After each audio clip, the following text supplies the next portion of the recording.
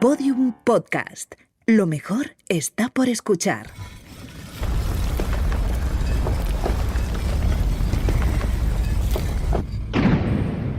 Dentro de la pirámide, con Nacho Ares. Podium Podcast.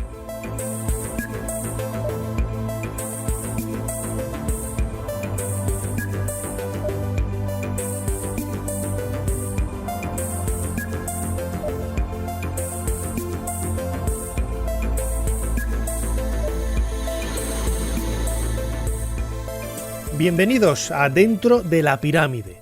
Una nueva temporada, abrimos esa puerta mágica a uno de los monumentos más apasionantes del mundo antiguo, en cuyo interior vamos a descubrir los apasionantes secretos y enigmas del mundo de los faraones. Muchísimas gracias por estar ahí. Ya sabéis que podéis escuchar no solamente este programa, sino todos los emitidos en la primera temporada, gracias a Podium Podcast, en la aplicación de esta plataforma, la aplicación de Podium Podcast, y también a través de iTunes, de Google Podcast, de Spotify, de iVoox, etc. Siempre contenidos relacionados con el mundo de los faraones. Y en esta ocasión, siguiendo también en parte una de las propuestas que vosotros habíais hecho a través de las redes sociales, sobre todo focalizadas a través de mi nombre, de la página web nachoares.com, hemos elegido un tema fascinante para comenzar esta segunda y nueva temporada: las momias. ¡Qué incienso más extraño! ¿No le es conocido? No. Lo utilizaban nuestros antepasados, los suyos y los míos. No recordará lo que le mostraré ahora, pero le despertaré recuerdos de amor, de crímenes y de muerte.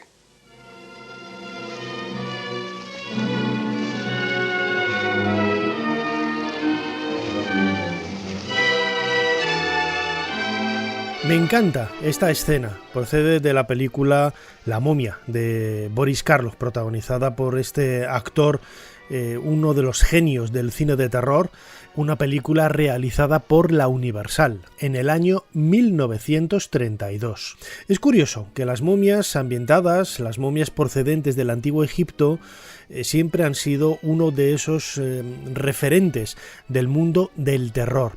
Y sin embargo hay una curiosidad que las hace quizás más cercanas a nosotros y sobre todo más reales. Y es que en el mundo del terror hay personajes, hay iconos, hay arquetipos como Drácula, como el hombre lobo, como Frankenstein. Sin embargo, las momias, entre todos ellos, son las únicas que existen en la realidad. Y ello las hace quizás más tenebrosas, más terribles, más horribles, y sobre todo cuando vemos el rostro de uno de estos personajes en un museo o en la fotografía de un libro, no solamente nos hace pensar en el aspecto más humano de la arqueología, en el aspecto más humano de esa historia, porque son cuerpos que tienen prácticamente 5.000, 3.000, 4.000 años de antigüedad, sino que además el estar vinculadas con el mundo de la muerte las hacen quizás mucho más siniestras, mucho más terroríficas.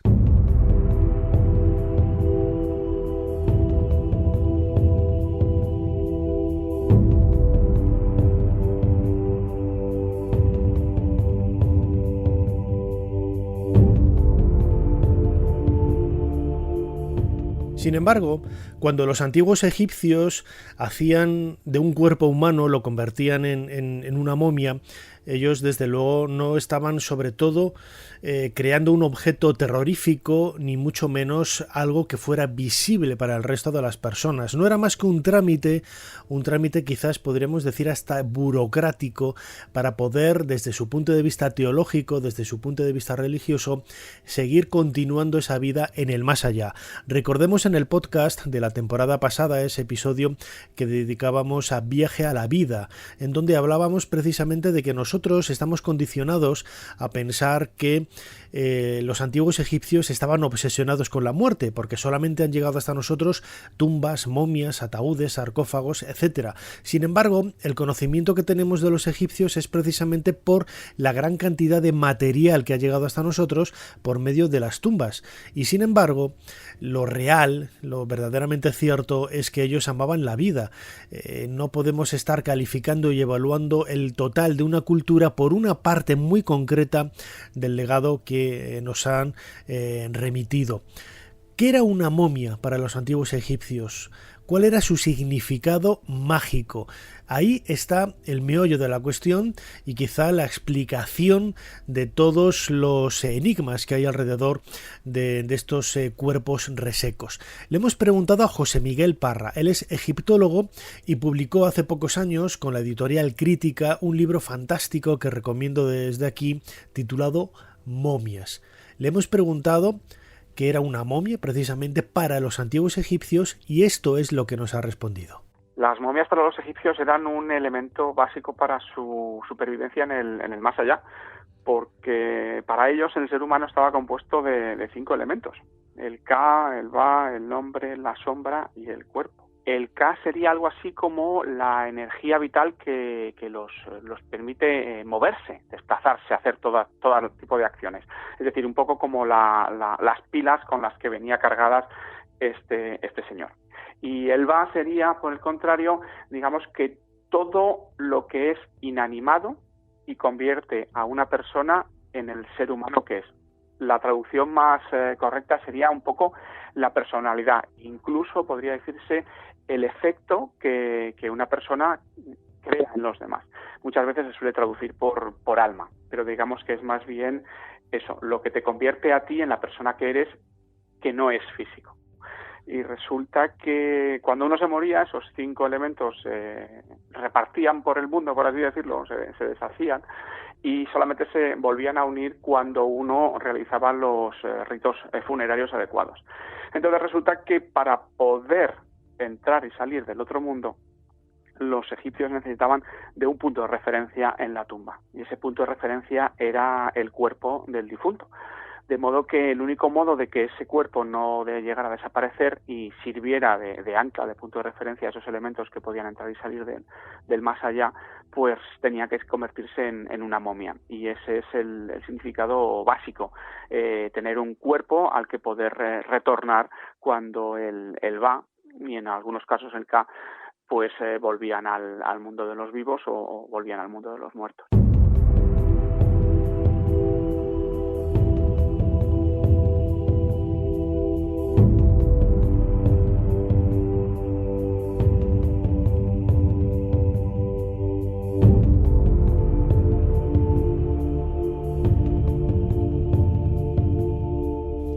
Podríamos definir a las momias como uno de los avances tecnológicos más increíbles del Antiguo Egipto.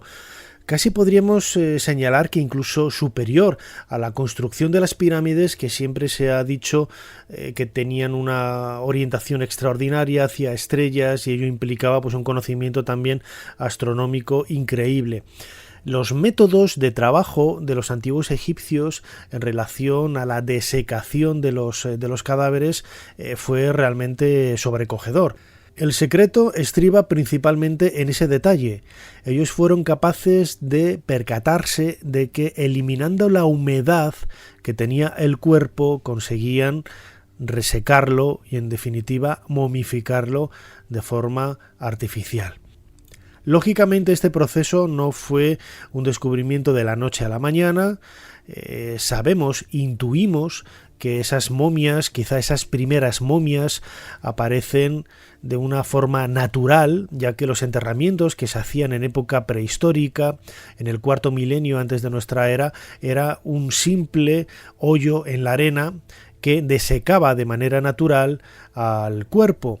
En el momento en que la momia se colocó en el interior de una tumba, en el interior de una pirámide, y no estar disfrutando de las ventajas de esa arena como de secante natural, es cuando aparecen los problemas. Grosso modo, esta podría ser una explicación válida, aunque hay muchos matices al respecto, sobre todo a partir de nuevas investigaciones que se han realizado en los últimos años.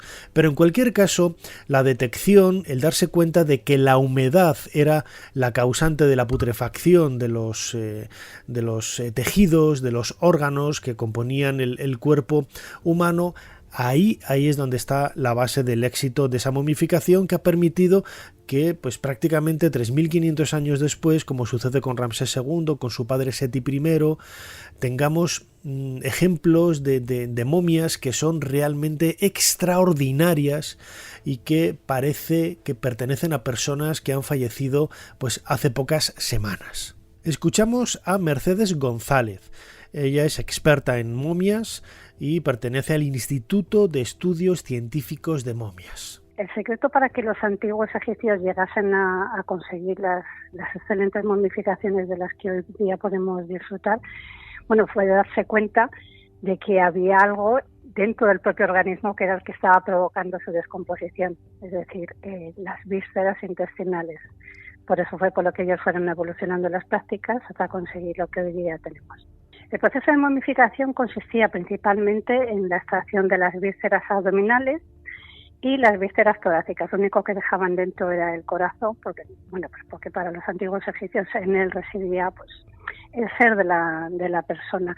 Extraían también el cerebro, no siempre, porque ha habido algunas momias ya de diferentes épocas que aún siguen conservando el cerebro deshidratado dentro de la cavidad craneal, pero lo principal eran las vísceras abdominales, porque es donde comienza la descomposición debido a las bacterias intestinales tan beneficiosas que son cuando estamos vivos.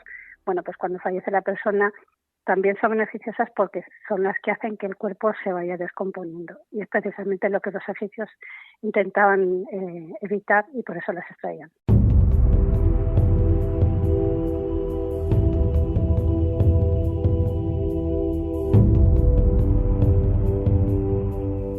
Lo decía antes, no estamos ante un proceso improvisado.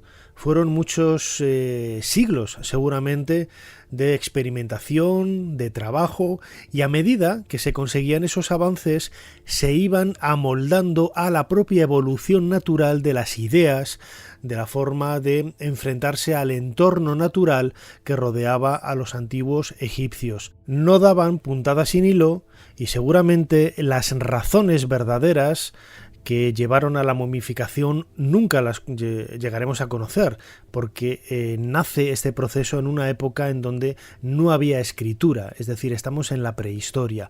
Y como vamos a escuchar ahora en la voz de José Miguel Parra, cada vez que avanzan las investigaciones descubrimos detalles nuevos que nos hacen reflexionar sobre el entendimiento que tenían los egipcios, no solamente de esa naturaleza, sino de la evolución de los procesos mecánicos que llevan a lo que a la postre finalmente sería la momificación. La aparición de la momificación está cambiando un poco lo que se sabe de ella. Hasta hace unos años se pensaba que la momificación había empezado precisamente para conservar ese cuerpo, que cuando se metía dentro de un ataúd pues dejaba de estar en contacto con la arena del desierto, entonces se empezaba a descomponer. La arena del desierto lo que hacía era desecarlo y convertirlo de forma natural en una momia.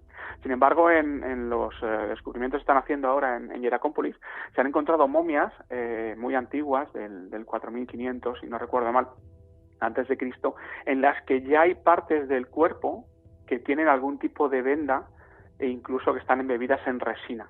Esas momias están enterradas en forma, en posición fetal, y que tienen las manos de forma muy curiosa, cerca de la boca.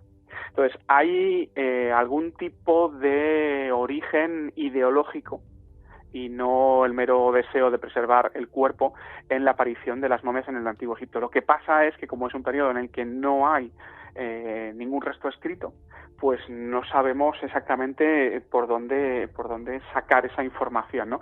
De modo que tenemos esas sugerencias que nos permiten los propios cuerpos, que están con pequeñas vendas, pequeños grupos de lino en las manos o a veces alrededor del cuello, pero no sabemos exactamente qué significa, de modo que no es la momia no apareció para preservar el cuerpo, aunque luego el significado que adquirió fuese, sino por algún motivo ideológico que por ahora somos incapaces de leer, ¿no? De interpretar.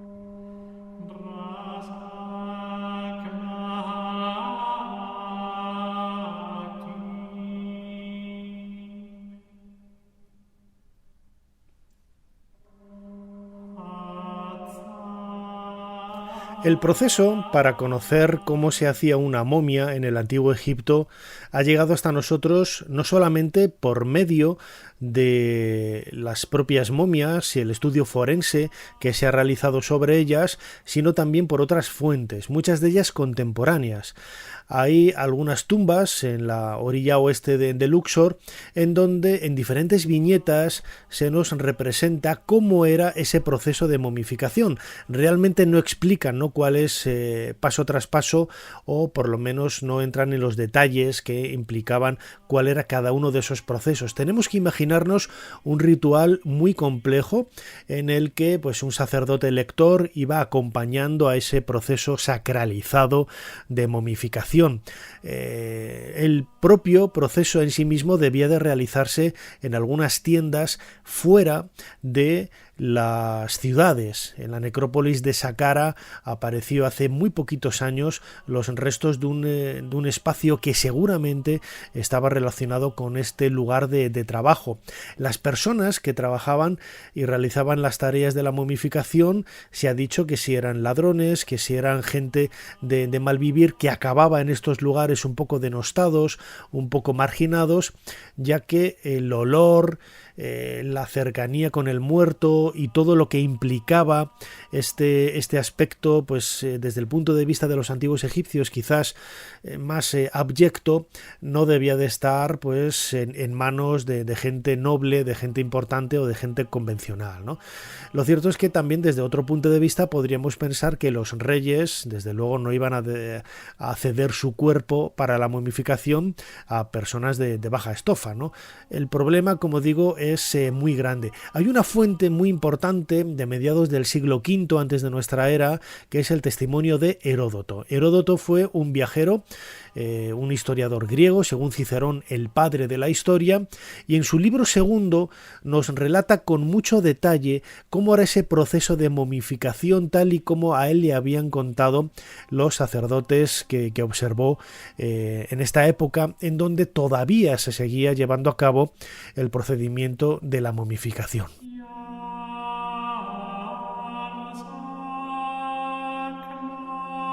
Concluidos los cánticos, llevan el cadáver al taller del embalsamador. Allí tienen artesanos especialmente destinados a ejercer el arte de embalsamar, los cuales, apenas es llevado a su casa algún cadáver, presentan a los familiares unas figuras de madera, modelos de su arte, las cuales con sus colores remedan al vivo un cadáver embalsamado. Entonces, quedando a solas los artesanos en su tienda, ejecutan en esta forma la momificación de primera clase. Empiezan metiendo por las narices del difunto unos hierros encorvados, y después de sacarle con ellos los sesos, introducen allá sus aceites y aromas. Abierto después el abdomen con piedra de Etiopía afilada y cortante, sacan por él los intestinos y limpiando el vientre, lo lavan con vino de palma y después con aromas molidos, llenándolo luego de finísima mirra, de casia y de variedad de aromas, de los cuales exceptúan el incienso y cosen últimamente la abertura. Después de estos preparativos, cubren el cadáver con natrón durante 70 días, único plazo que se concede para guardarlo oculto. Luego se le venda, bien lavado, con ciertas vendas cortadas de una pieza de finísimo lino, untándolo al mismo tiempo con aquella goma de la que se sirven comúnmente los egipcios en vez de cola. Vuelven entonces los parientes a por el muerto, toman su momia y la encierran en un ataúd o caja de madera, cuya parte exterior tiene la forma y apariencia de un cuerpo humano, y así guardada la depositan en una cámara, colocándola en pie y arrimada a la pared. He aquí el modo más exquisito de embalsamar los muertos.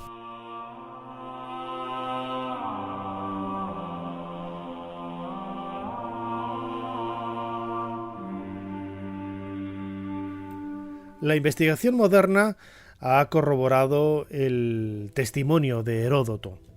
En este pasaje del libro segundo de su libro de la historia, escuchado en la voz de Julio López, bueno, pues se hacía referencia al método quizás más caro, más ostentoso, el que tenía más boato, ¿no? Quizás el más estandarizado también, ¿no?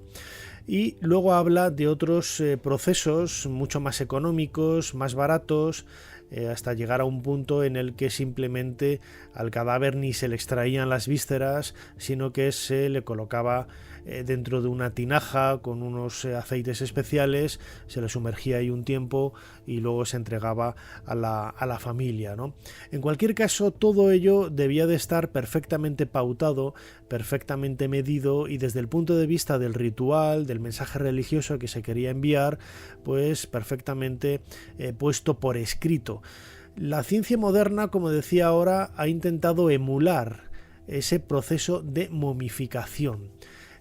Uno de los pioneros fue Bob Brier. Bob Brier es un egiptólogo americano. Precisamente, pues uno de sus temas de trabajo en la divulgación lo conoceréis a través de libros y sobre todo de documentales de televisión que han pasado por muchos canales. Pues Bob Brier hace varios años realizó en una universidad americana con un médico forense un estudio bastante singular, repitiendo ese proceso de momificación con un cadáver moderno. Un cadáver que había sido conseguido por medio de una donación, ya que la persona no tenía pues ningún tipo de vínculos familiares, etcétera, y había donado el cadáver a la ciencia. Pues bien, ese documental de televisión, en donde rodado de una manera bastante tenaz para evitar en cualquier momento sacar primeros planos de ese cadáver en el proceso de momificación, nos acerca de una manera extraordinaria cómo debió de ser aquel proceso, ¿no? No solamente la evisceración, el cuidado de la limpieza de la cavidad interna, sumergir el cuerpo durante 70 días, que no es un número baladí ni es un proceso baladí, en una solución de natrón, que es una especie de sal natural que hay en Egipto, en Wadi Natrun, y que absorbe toda la humedad. Pero no ha sido el único proceso de investigación contemporánea que se ha hecho en relación a esta momificación de los antiguos egipcios. Mercedes González, del Instituto de Estudios Científicos de Momias, ha replicado también en varias ocasiones con animales el proceso de momificación. Las vísceras se extraían, hacían una incisión, pues, dicen que con una piedra etíope o algún tipo de sílex o obsidiana. Me parece que era en el flanco izquierdo del abdomen, siempre en la misma zona. Podía ser más vertical, más oblicuo, más centrado, pero siempre en la misma zona. Bueno, a través de esa incisión lo que hacían es que extraían los intestinos, el hígado. Luego lo que hacían es que abrían también lo que es el diafragma, que es el músculo que separa la cavidad abdominal de la torácica, para extraer los pulmones. Bueno, yo he intentado recrear esto en animales. Para eso utilicé una liebre que conseguí a través de un cazador, porque necesitaba que tuviese todos los órganos. Y bueno, pues lo que sí pude comprobar es que, según Heródoto, decía que la cavidad, tanto la torácica como la abdominal, se llenaban de saquitos de natrón. Yo lo hice así. Además conseguí bastante natrón, que bastantes amigos lo trajeron, entre ellos Nacho Ares, que vino de vez en cuando cargando con una piedra de natrón de Egipto. Y bueno, esos saquitos, el problema es que llega un momento en el que se saturan, ya no absorben más humedad corporal. Y le pregunté a Salim Aikan y me dijo, directamente cámbialos y vuelves a meterlos. Hice eso mismo y efectivamente, entonces la liebre esa se deshidrató perfectamente, porque el natrón, como ya sabéis todos, es una sustancia natural que lo que hace es una sal mineral que es higroscópica, es decir, que absorbe muchísimo la humedad.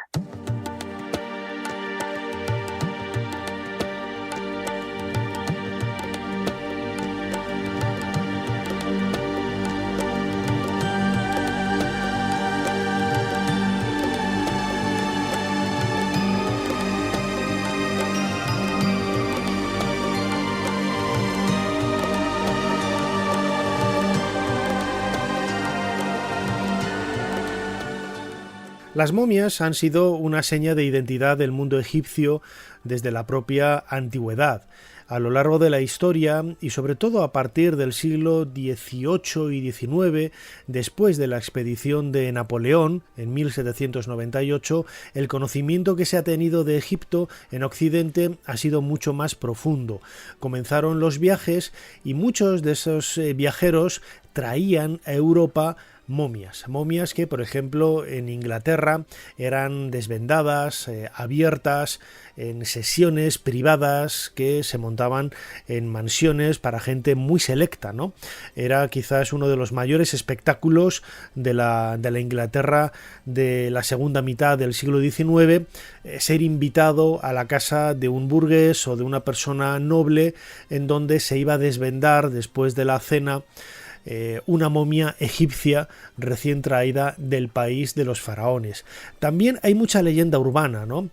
Yo recuerdo que cuando publiqué mi libro El Valle de las Momias de Oro, haciendo un hincapié en el descubrimiento de momias de época grecorromana aparecidas en el oasis de Bajarilla en Egipto, pues hacia el año 2000, también profundicé muchos detalles sobre la historia de las momias, de la momificación y todo el acervo legendario que hay alrededor de estos cuerpos maravillosos, ¿no? Hay referencias que dicen que, por ejemplo, en Estados Unidos se utilizaban las momias, lo dice Mark Twain en alguna de sus obras, para alimentar las calderas de las máquinas de vapor. Quizás es un poco exagerado, ¿no? Pero otras referencias señalan que gracias a los aceites, a los elementos químicos con los que se realizaba el proceso de momificación, el cuerpo ardía de una manera pues extraordinaria, ¿no? Consiguiendo que la máquina pues se sintiera alimentada de una forma pues quizá mucho mejor que con el carbón tradicional. No sabemos si es una exageración, ¿no? Se dice que en Estados Unidos millones de momias acabaron en las calderas del ferrocarril. No lo sabemos. Lo cierto es que a lo largo de la historia, en esos 3000 años de historia de Egipto, si todo el mundo se momificaba y las necrópolis estaban ahí, cuando se han ido redescubriendo, pues es lógico que muchos de esos cuerpos hoy no están, tendrían que estar en algún lugar, pues seguramente hayan desaparecido en este sentido, ¿no?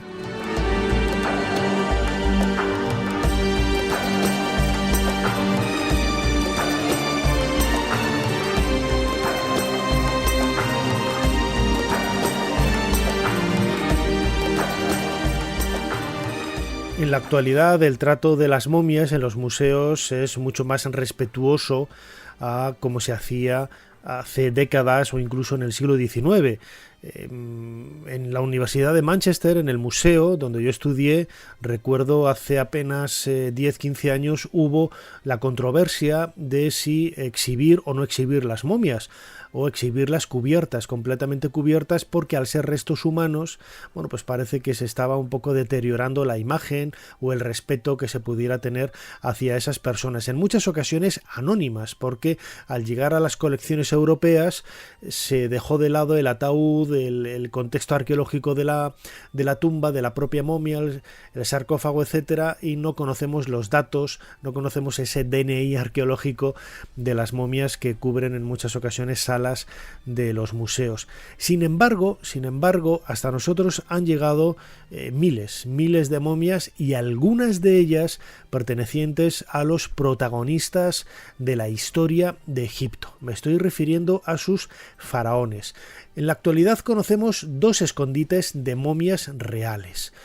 Uno de ellos apareció en el año 1881 en Der el Bahari, en un valle que está al sur del templo de la reina Hatshepsut, y que fue excavado de una manera precipitada porque los ladrones, la familia Abderrasul que lo descubrió, fueron sacando poco a poco al mercado ilegal de antigüedades algunas piezas que demostraban pertenecer a enterramientos de los que no se conocían las tumbas de origen.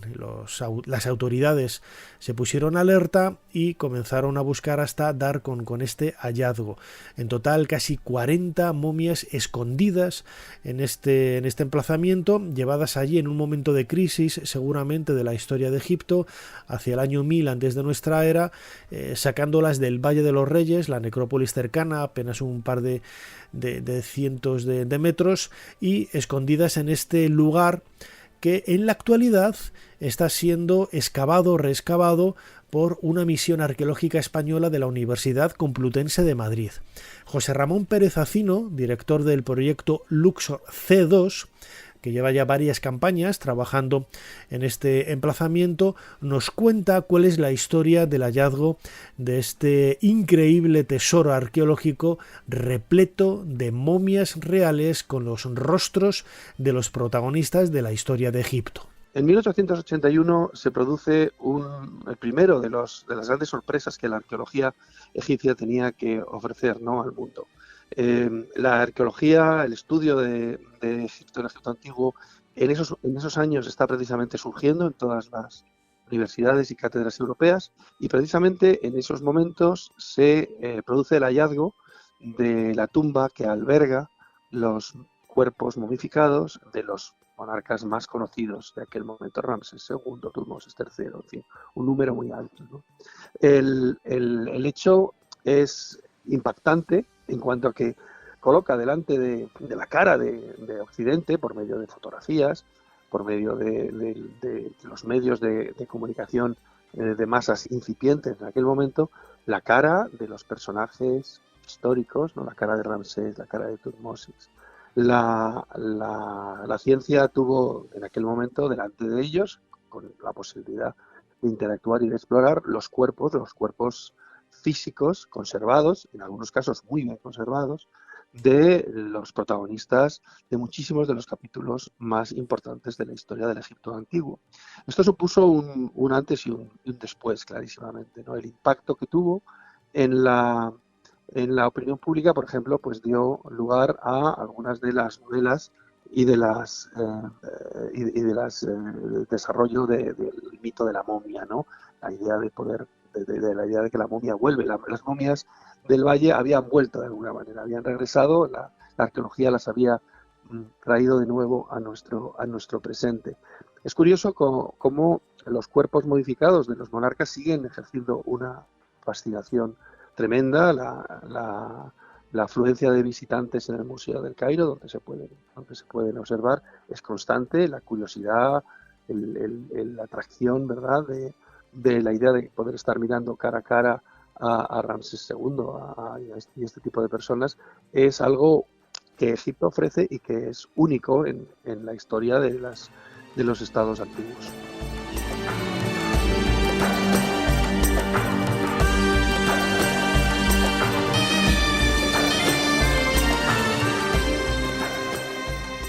Yo mismo publiqué una novela, El sueño de los faraones, en donde se cuenta la historia del hallazgo de este escondite de momias en Deir el-Bahari en el año 1881, precisamente durante la investigación, junto con la fotógrafa María Belchi, para ese libro descubrió ella, mejor dicho, algo en ese circo rocoso que es lo que ahora José Ramón Pérez Acino y el equipo de investigación de la Universidad Complutense de Madrid está desarrollando desde hace varias campañas en ese proyecto Luxor C2.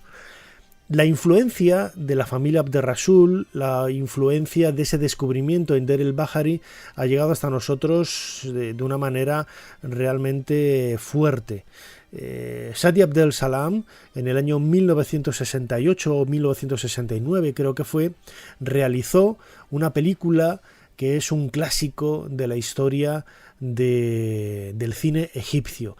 Su título es La momia y en ella reconstruye el hecho del descubrimiento de estas momias reales en el escondite de Deir el-Bahari y sobre todo ahonda en el problema que tenían muchas familias entonces para poder sobrevivir a las épocas de hambruna y cómo la venta de antigüedades a los visitantes o a los arqueólogos que aparecían por allí era una fuente de ingresos, desde luego, que llevó al saqueo y a la destrucción de gran parte del patrimonio egipcio.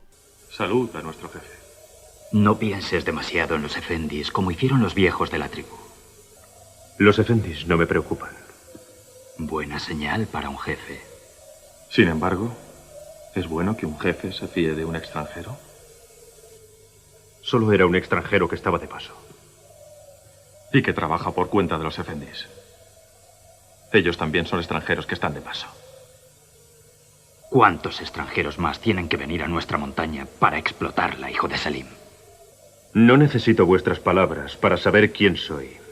Olvida tu pena, Wanis. El pasado nunca vuelve. Murad, Murad. ¿Qué está pasando aquí? Ahora os lo traigo, Mogonis. Ahora os lo traigo. Todo lo que podáis desear. Realmente eres un hábil mercader, Fribo. Él no ha aceptado darte la bonita doncella. ¿Qué está pasando aquí? ¿Y a cuenta de quién? ¿De quién? ¿Acaso no valgo yo más que una piedra? ¡Calla, mujer, vete! Ven, mi tesoro. Hablan de comercio. ¿Qué te ha pasado, Wanis? Vamos a llegar a un acuerdo con Murad si nos da lo que le pedimos. Desde luego. Todo lo que se encuentra en la montaña debe ser repartido entre todos los miembros de la tribu. Lo repartiremos contigo. Todo lo que se encuentra en la montaña será repartido entre toda la tribu. ¿Puedes decírselo a los efendis?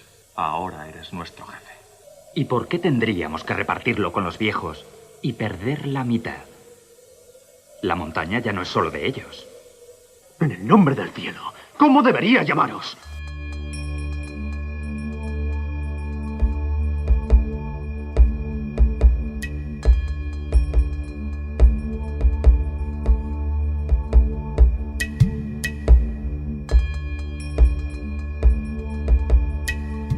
No fue el único. En el año 1898, Victor Loguet, un arqueólogo francés, descubrió en el Valle de los Reyes la tumba de Amenofis II. Pues bien, en esta tumba, además de encontrarse la momia intacta del soberano de la 18 dinastía, aparecieron en varias cámaras anexas otras momias pertenecientes a reyes y reinas de la época más gloriosa de la historia de Egipto. Era otro escondite de momias reales colocadas allí, nadie sabe cuándo, pero que seguramente fueron la consecuencia de una época de crisis en la que las tumbas del valle fueron asaltadas. No sabemos si por ladrones o por el propio clero o la nobleza de la época para hacerse con esos recursos materiales, sobre todo de oro y materiales preciosos que había en el ajuar funerario de las tumbas de los reyes, y se depositaron en esta tumba, la tumba de Amenofis II. Desde entonces han aparecido lógicamente muchísimas tumbas con momias, ¿no? Incluso muchas de las tumbas saqueadas han llegado hasta nosotros repletas de huesos de los enterramientos que allí había y que después de ser saqueadas por los ladrones, las momias y el resto del ajuar que quedaba, un ajuar que no debía de tener valor y que precisamente por eso permaneció intacto en el lugar, se quemó.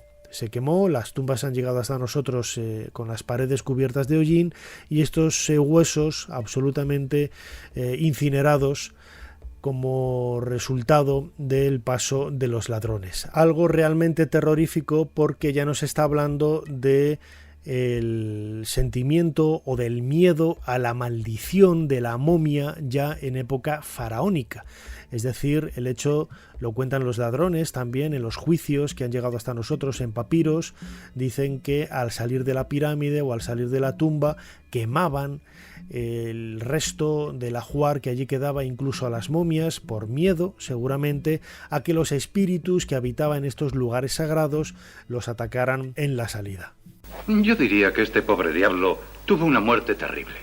Se contorsionó dentro de la caja. Mire los vendajes. ¿Enterrado vivo? Una ejecución por traición, supongo. Tal vez la respuesta esté en ese cofre que encontramos. Ya veo que no descansará usted hasta que abra el cofre. Adelante, tráigalo y lo abriremos. La madera está totalmente podrida. Muerte, castigo eterno para cualquiera que abra este cofre en el nombre de Amon-Ra, rey de los dioses.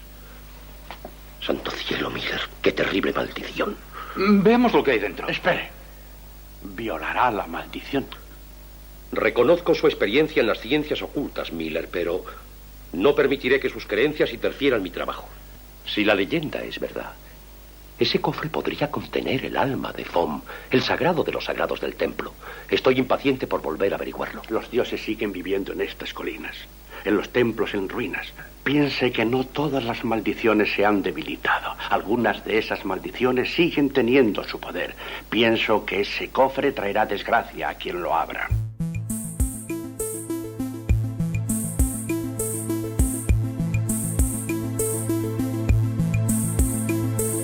La maldición de las momias, algo que ha quedado patente no solamente a través de la literatura del siglo XIX y sobre todo los reflejos que tuvo el descubrimiento de la tumba de Tutankamón en 1922, uno de cuyos flecos es precisamente el fragmento de la película que acabamos de escuchar, La momia, protagonizada por Boris Karloff. Acabamos tal y como empezamos, con una de mis películas preferidas que nos acerca a esa egiptomanía y a esa momiamanía que ha caracterizado muchas generaciones a caballo entre el mundo del terror y la fascinación por los secretos del antiguo Egipto.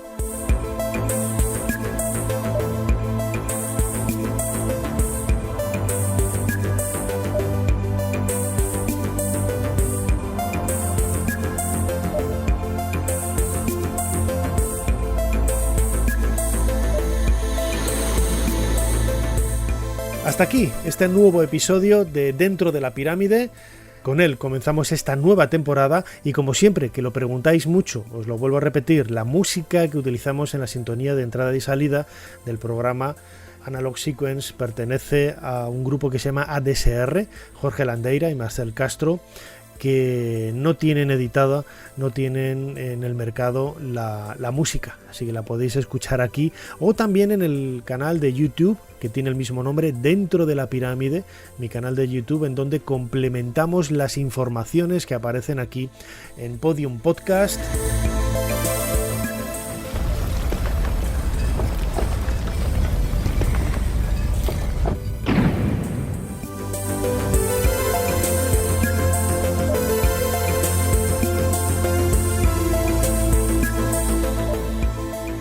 Sabéis que si lo queréis volver a escuchar lo podéis hacer a través de las plataformas en las que habitualmente colgamos el programa, sobre todo la aplicación de Podium Podcast. Dadle al me gusta, realizad los comentarios que queráis y sobre todo proponed temas para seguir creciendo y colocando bloques en esta pirámide, y de esta manera conseguiremos que cada vez sea más grande, más llena de secretos, de misterios y sobre todo de nuestra fascinación por el mundo de los faraones. Soy Nacho Ares, cerramos la puerta de esta maravillosa pirámide y nos volvemos a escuchar aquí, Dentro de la Pirámide. Hasta pronto.